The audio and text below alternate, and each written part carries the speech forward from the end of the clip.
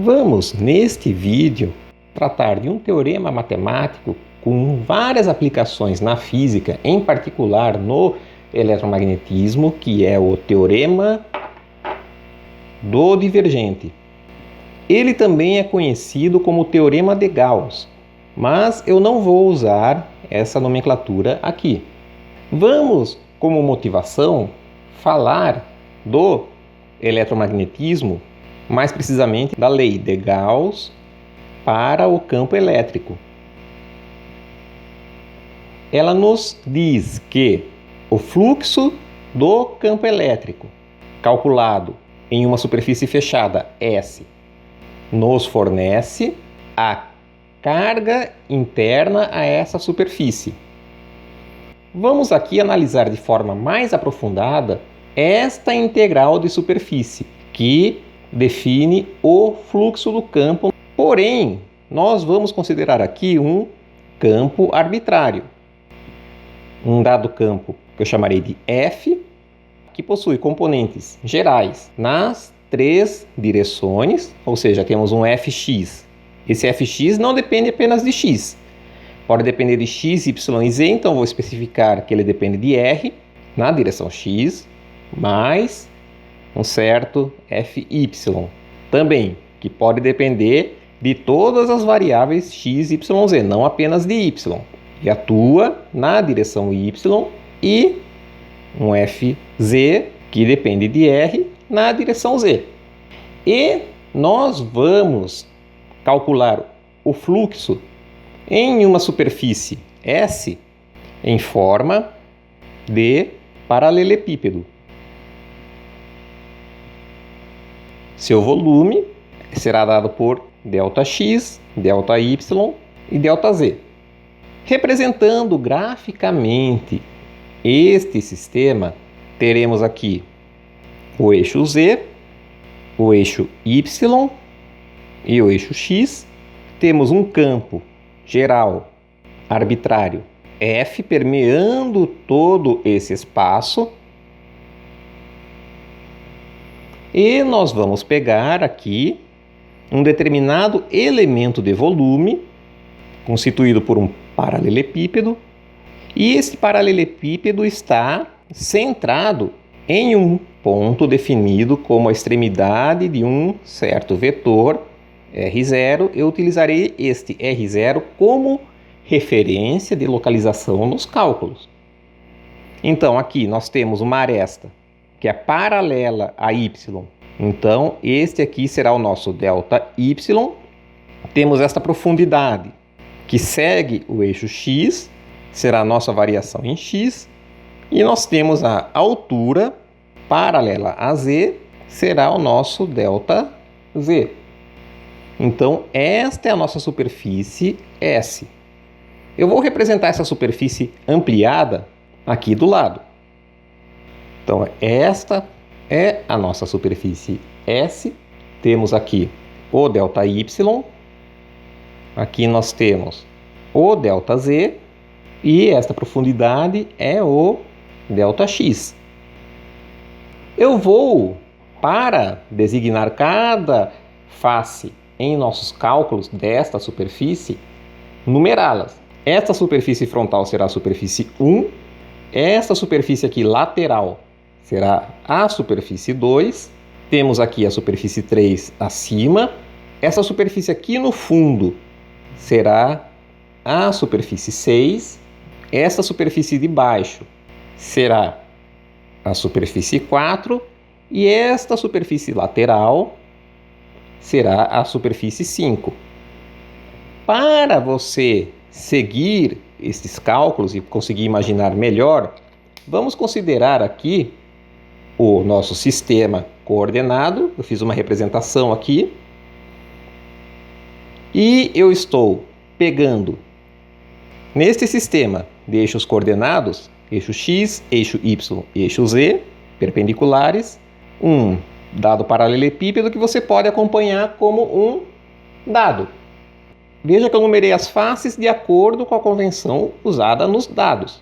A face 1 é a frontal, a face 3 está acima, a face 2 está do lado, a face 6 é esta face aqui atrás, a face 5 está ao lado da face 1 e temos a face 4 embaixo. Então, você pode seguir como um dado. Eu peguei este elemento de volume, temos esta situação.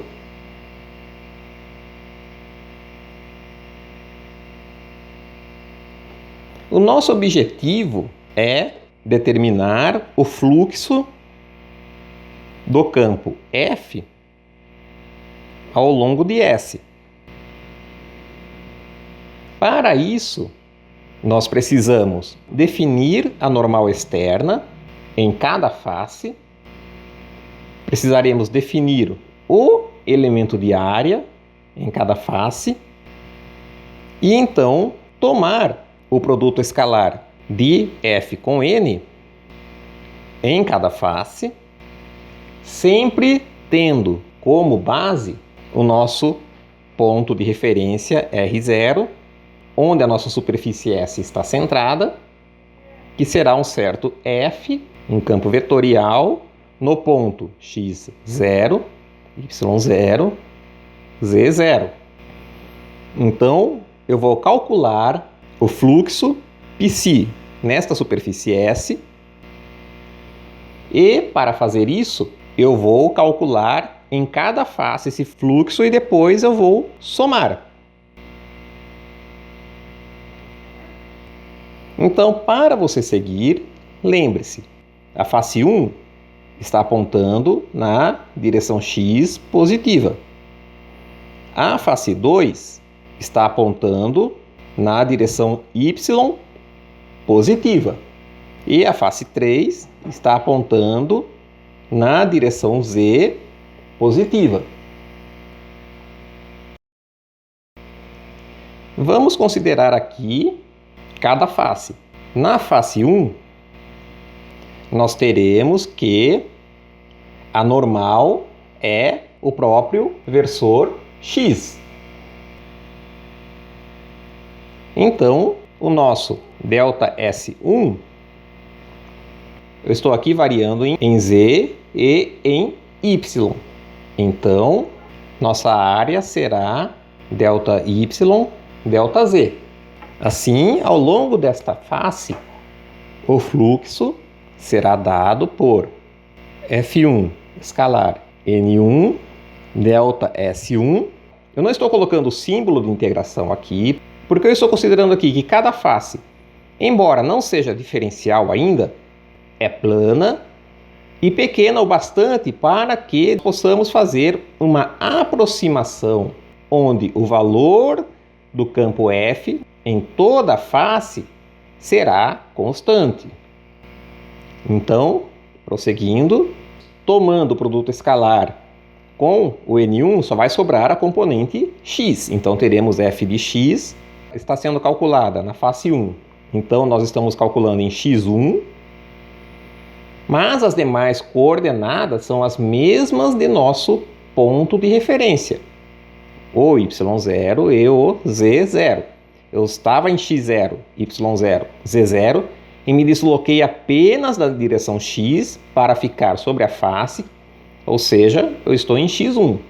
E temos a nossa área ΔY, ΔZ. Vamos agora considerar a face 2.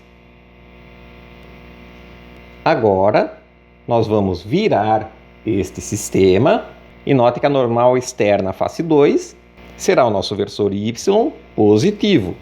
Então, temos aqui N2 igual a Y. Nós temos que o ΔS2 será um ΔX, ΔZ.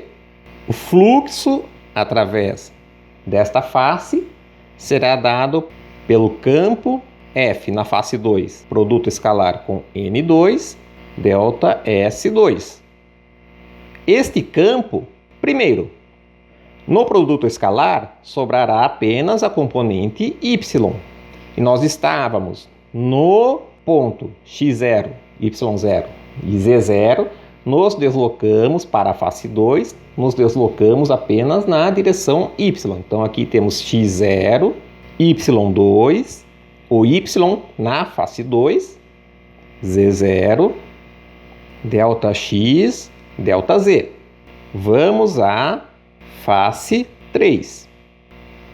A face 3 se encontra apontando na direção z positiva. Então, a normal externa a esta face será a normal z. E veja que a área dela é dada por uma variação em y e uma variação em x. Então, temos aqui que N3, normal externa, será igual a z. E o ΔS3, a área dessa face, será dada por ΔX, ΔY. Teremos o fluxo ao longo desta face, dado pelo produto escalar do campo na face, com sua normal externa, multiplicando a área. Aqui nós nos deslocamos na direção z até a face 3. Estávamos em x0, y0, z0. Vamos para x0, y0, z3. No produto escalar do campo, com a normal, só vai sobrar a componente z. Temos o Fz aqui. Vamos contabilizar a área, ΔX, ΔY. Vamos à face 4. A normal externa à face 4, note que a face 4 está apontando na direção z negativa. E ela está oposta à face 3. O elemento de área será o mesmo, em x e em y. Então, a normal, neste caso, é menos z, e o ΔS 4 é igual a ΔX, ΔY, assim como na face 3. Elas são faces opostas em nosso paralelepípedo. Assim teremos Psi4, fluxo em 4, é o produto escalar do campo sobre a face 4, com sua normal externa, multiplicando a área desta face. No produto escalar sobrará apenas a componente z, mas temos esse sinal negativo devido à normal externa. Então teremos menos Fz. Antes eu tinha me deslocado em z para a face 3, agora estou me deslocando em z a partir de x0, y0, z0 para a face 4. Então é x0, y0, z4. E temos aqui o ΔX, ΔY. Vamos à face 5. A face 5 é oposta à face 2. E veja que ela está, então, apontando na direção contrária a y. Então, a normal externa será menos y. E o ΔS5, a área da face 5, será, então, da mesma forma que era da face 2, ΔX, ΔZ. Então, o fluxo através desta face, produto escalar do campo sobre a face 5, com a normal externa à face 5, vezes a área da face 5. Agora, no produto escalar, apenas a componente em y sobrará, porém com esse sinal negativo. Então, nós temos menos Fy. Eu vou me deslocar apenas em y a partir de x0, y0, z0. Então, eu tenho x0, y5, z0, ΔX, ΔZ. E com isso, agora nós temos a face 6. A face 6 está apontando na direção x negativa. Ela é oposta à face 1. Então, a sua normal externa será menos x e a sua área será dada também por ΔY, ΔZ. Então, nós temos que o fluxo através desta face será dado pelo produto escalar do campo nesta face com a normal externa a ela, que multiplica a área da face. No produto escalar restará apenas a componente x teremos este sinal negativo da normal externa, então teremos menos fx. Eu me desloquei ao longo de x, então aqui teremos x6, o x na face 6, y0, z0, com a área delta y, delta z. Então veja, nós estamos supondo que as faces são pequenas, porém infinitas. Não infinitesimais ainda. Afinal de contas, nós estamos definindo cada incremento pela letra delta, não pelo d. Nós não estamos falando em dx, dy, estamos falando em delta x, delta y. Em geral, para qualquer função que nós dizemos que seja bem comportada, ela é contínua, suave, suas derivadas são contínuas e suaves, nós podemos definir a derivada df com relação a uma dada variável u como sendo o limite de u tendendo a u0 de f de u menos f de u0 sobre u menos u0. Ou nós podemos fazer uma pequena mudança aqui, chamar u menos u0 de delta u. Então, quando u tende a u0, o delta u tende a zero, de um certo f de u0 mais delta u menos f de u0 sobre o delta u. Se nós assumirmos que o delta u, que é igual a u menos u0, seja suficientemente pequeno, nós poderemos omitir este limite. Então ficaremos com df de u igual a simplesmente f de u0 mais delta u menos o f de u0 sobre delta u. Eu vou isolar então o f de u0 mais delta u e ficaremos com f de u0 mais delta u igual a f de u0 mais nosso df de u delta u. Veja que se tivermos delta u igual a zero, teremos aqui simplesmente f de u0 igual a f de u0. Essa relação é consistente.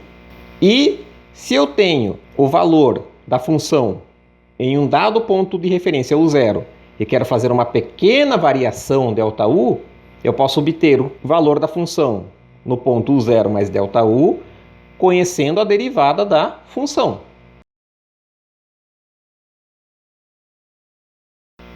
Retornando à nossa superfície S, em que nós temos aqui os versores z, y, x, veja que nós temos nosso vetor R0, a nossa superfície S está definida em torno da extremidade do vetor R0.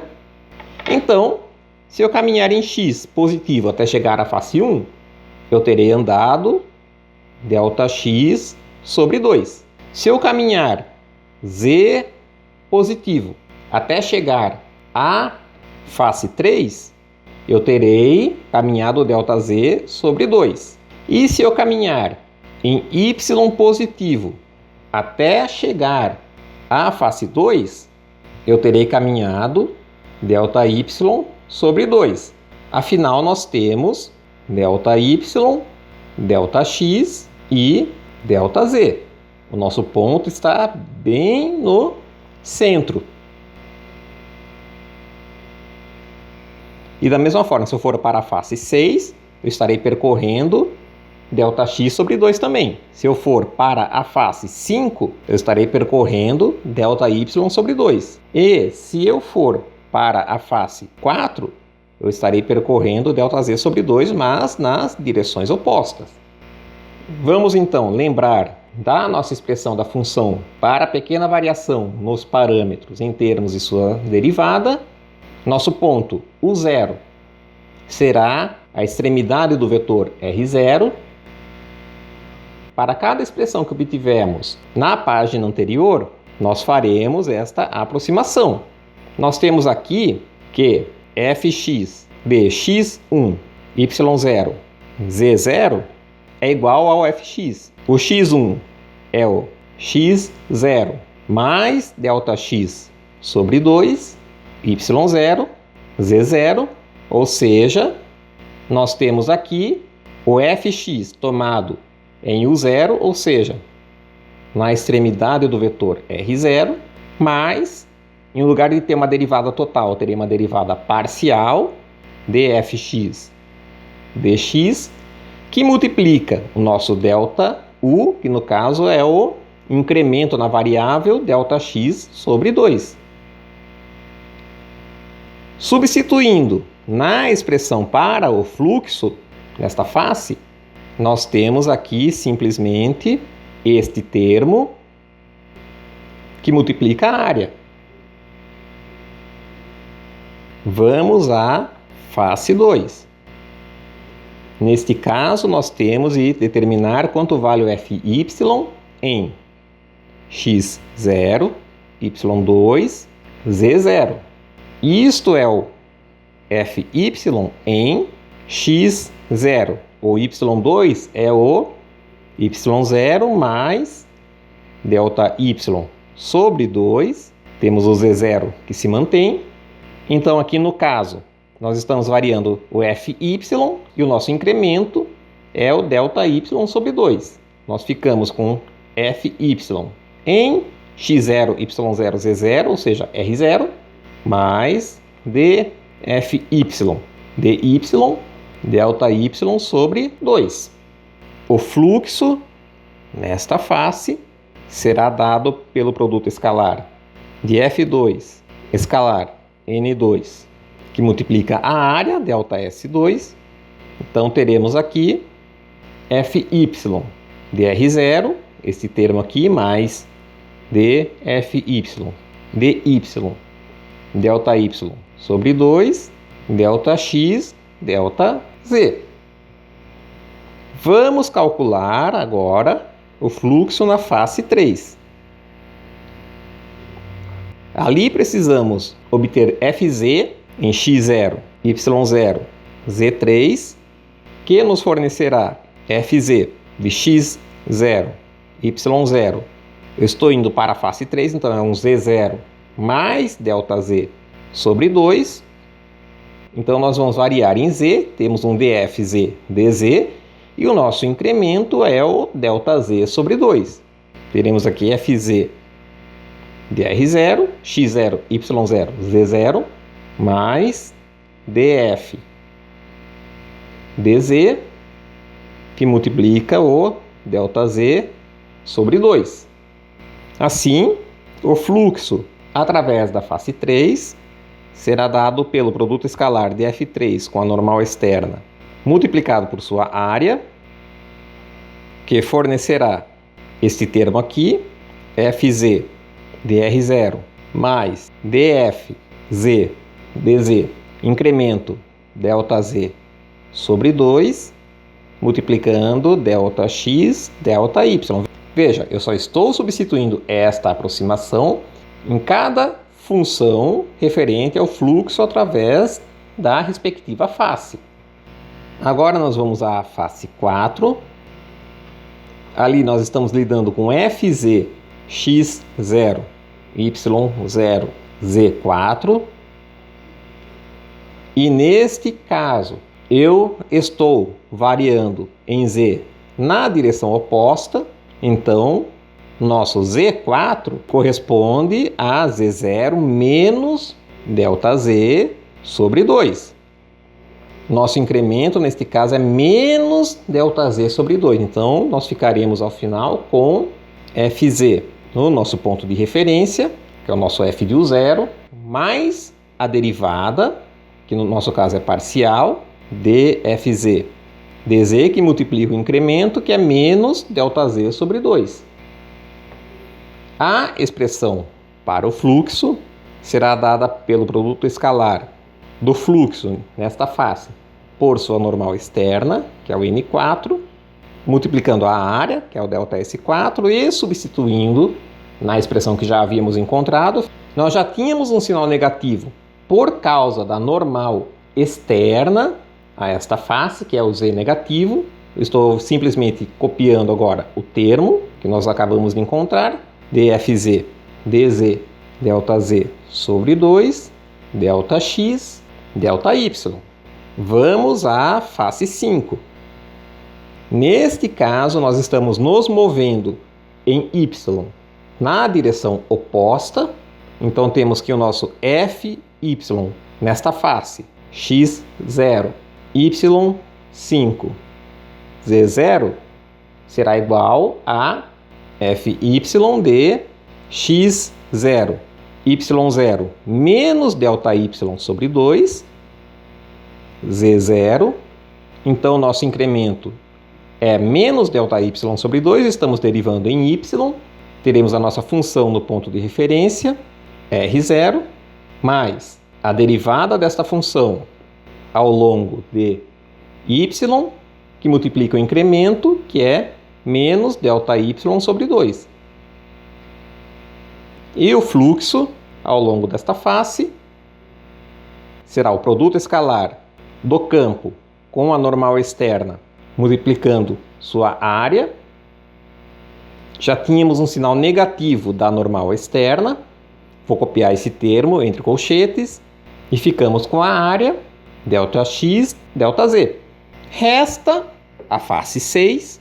Então, nós temos, neste caso, fx na face 6, ou seja, em x6, y0, z0. Nós agora nos movemos em x na direção oposta, em x negativo. Então, seria x0 menos delta x sobre 2, y0, z0.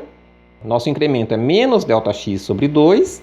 Isso corresponderá a fx dr0 menos df dx delta x sobre 2.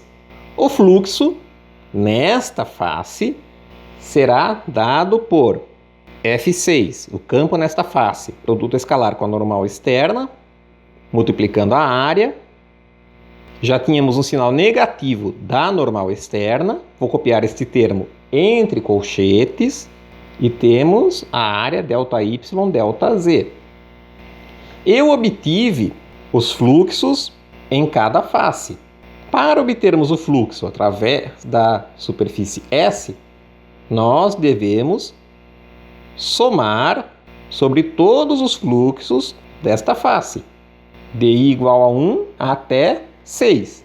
Vamos fazer isso agora, utilizando essas expressões finais. O termo referente à face 1, fazendo a multiplicação, tirando os colchetes, nos fornecerá este termo. Ele é referente à face 1. A face 2 nos fornecerá este termo. A face 3 nos fornecerá este termo aqui. Para a face 4, nós teremos este termo. Para a face 5, teremos este termo. E para a última face, a face 6, nós teremos este termo. Este, então, é o fluxo através da nossa superfície S que eu obtive simplesmente somando os fluxos sobre cada face. Veja que este termo referente à face 1, fx dr0, ΔY, ΔZ, se cancela com este termo fx dr0, ΔY, ΔZ, que surgiu da face 6. Este termo que surgiu da face 2, fy dr0, ΔX, ΔZ, se cancelará com esse termo que surgiu da face 5, menos fy dr0, ΔX, ΔZ. E este termo que surgiu da face 3, fz dr0, ΔX, ΔY, se cancela com esse termo que surgiu da face 4, fz dr0, ΔX, ΔY. nós ficaremos então com os termos envolvendo as derivadas. Note que eu estou sempre multiplicando o volume do nosso paralelepípedo, ΔX, ΔY, ΔZ, sobre 2. E esse dfx dx, volume sobre 2, da face 1, vai se somar com esse dfx dx, volume sobre 2, da face 6. Ficaremos apenas com dfx dx, volume, 1 sobre 2, mais 1 sobre 2 é igual a 1. Este dfy dy, volume sobre 2, da face 2, vai se somar com esse dfy dy, volume sobre 2, da face 5. Então, nós ficaremos com dfy dy, ΔX, ΔY, ΔZ, 1 sobre 2 mais 1 sobre 2 é igual a 1. Mais dfz dz, da face 3, que se soma com o da face 4, fornecendo esse termo que falta. Lembrando, esse produto ΔX, ΔY, ΔZ é o volume da nossa superfície S. Assim, nós podemos escrever esta expressão como sendo dfx dx mais dfy dy mais dfz dz delta v. O termo entre parênteses corresponde ao divergente de f, que nós designamos como produto escalar do operador del com o campo f. Note que nós estamos encarando o operador del, que corresponde a d dx na direção x mais d dy na direção y mais d dz na direção z, como se fosse um vetor que está sendo aplicado em uma função f que possui componentes nas três direções, fx, fy e fz em x, y e z. Este é o operador del em coordenadas retangulares. Em coordenadas cilíndricas, ou seja, ρ, φ e z, o divergente de uma função será dado por 1 sobre ρ dρ, que multiplica ρ, componente ρ dessa função, mais 1 sobre ρ df φ, componente φ dessa função, dφ mais derivada da componente z com relação a z. E em coordenadas esféricas, quando lidamos com r, θ e φ, o divergente da função será dado por 1 sobre r2 dr, dr2, componente r da função, mais 1 sobre r seno de θ, derivada com relação a θ, da componente θ da função, multiplicada por seno de θ, mais 1 sobre r seno de θ, multiplicando a derivada da componente φ da função com relação a φ. Essas expressões vocês podem encontrar em geral nos apêndices dos livros ou até mesmo na contracapa, e veja, nós calculamos o fluxo de uma dada função ao longo de uma superfície S e obtivemos que este fluxo é igual ao divergente da função multiplicando o volume. Então, nós teremos que a integral sobre uma superfície S de f escalar n. Agora sim, eu estou pegando um elemento infinitesimal de área. Então, aqui eu terei uma integral volumétrica do divergente de f integrado em todo o volume. Aqui eu tinha uma superfície pequena, porém infinita. Se eu quiser calcular o fluxo através de uma superfície grande e de forma arbitrária, eu divido essa superfície em pequenos incrementos de área. O volume dessa superfície eu vou dividir em pequenos incrementos de volume. Então, somo sobre cada incremento de área ou cada incremento de volume e obtenho a forma integral. Este é o teorema do divergente. Ele relaciona o fluxo através de uma superfície fechada com o divergente dessa função ao longo de todo o volume abrangido por esta superfície. Nós fizemos essa dedução utilizando um sistema de coordenadas retangulares, porém, um resultado geral físico não pode depender da representação que você escolhe. Se eu obtenho um dado resultado geral em coordenadas retangulares, esse resultado deve ser válido em coordenadas cilíndricas, em coordenadas esféricas, em qualquer outro tipo de representação. Por isso que nós podemos dizer que, em geral, qualquer que seja a representação adotada, o teorema do divergente é válido.